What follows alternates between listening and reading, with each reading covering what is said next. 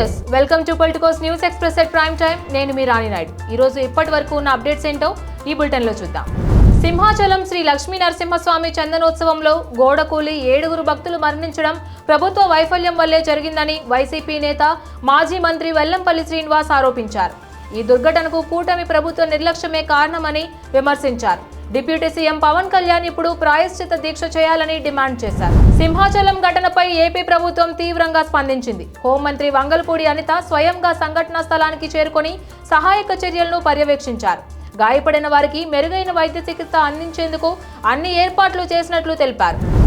సింహాచలం దేవస్థానంలో జరిగిన ఘటన అత్యంత బాధాకరమని, దేవుడి పేరుతో జరుగుతున్న పరిణామాలు చూస్తుంటే కొందరి పాపాలు పరాకాష్ఠకు చేరుకున్నాయనిపిస్తోందని వైసీపీ రాష్ట్ర అధికార ప్రతినిధి లక్ష్మీపార్వతి వ్యాఖ్యానించారు. చంద్రబాబు ఎప్పుడు అధికారంలోకి వచ్చినా ఇలాంటి అపశృతులు, బాధాకర సంఘటనలే చోటు చేసుకుంటాయని ఆమె అన్నారు.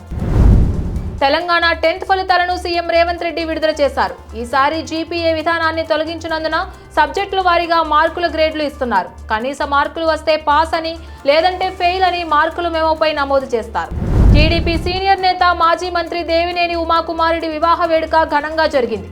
కంకిపాడులో జరిగిన ఈ వేడుకకు తెలంగాణ సీఎం రేవంత్ రెడ్డి, మాజీ ఉపరాష్ట్రపతి వెంకయ్యనాయుడు, సుప్రీంకోర్టు విశ్రాంత ప్రధాన న్యాయమూర్తి జస్టిస్ ఎన్వి రమణ, మంత్రి నారా లోకేష్తో పాటు తెలుగు రాష్ట్రాలకు చెందిన పలువురు ముఖ్య నేతలు హాజరయ్యారు. హైదరాబాద్ నగర శివారు ప్రాంతమైన పెద్ద అంబర్పేట వద్ద రోడ్డు ప్రమాదం జరగడంతో హైవేపై భారీగా ట్రాఫిక్ జామ్ ఏర్పడింది. ఔటర్ రింగ్ రోడ్ సమీపంలోని సంపూర్ణ హోటల్ ముందు ఈ ప్రమాదం చోటు చేసుకుంది. దీంతో సిటీ నుంచి విజయవాడ వైపు వెళ్లే వాహనాలు భారీగా నిలిచిపోయాయి.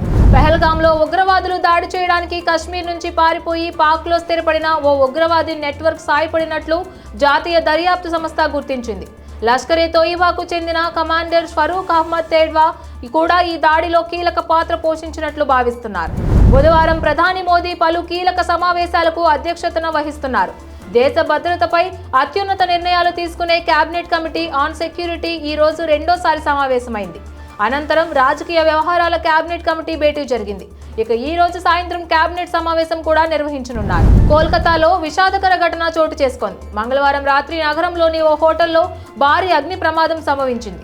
ఈ దుర్ఘటనలో ఒక మహిళ, 2 పిల్లలతో సహా 15 మంది ప్రాణాలు కోల్పోయారు. మరికొందరు గాయపడ్డారని అధికారులు తెలిపారు. భారత మాజీ cricket captain, Hyderabad cricket association మాజీ అధ్యక్షుడు మహమ్మద్ అజారుద్దీన్ కు తెలంగాణ హైకోర్టులో ఊరట లభించింది. ఉప్పల్లోని రాజీవ్ గాంధీ అంతర్జాతీయ స్టేడియంలోని నార్త్ స్టాండ్ కు ఆయన పేరును తొలగించాలన్న నిర్ణయంపై న్యాయస్థానం స్టే విధించింది. తదుపరి ఆదేశాలు వెలువరించే వరకు ఎలాంటి చర్యలు తీసుకోవద్దని హెచ్సీఏను హైకోర్టు ఆదేశించింది. ఇవి బులెటిన్ అప్డేట్స్. ఇక మరిన్ని అప్డేట్స్ కోసం keep watching Politicos media. Please subscribe to the channel and download the Politicos app from the links in the description.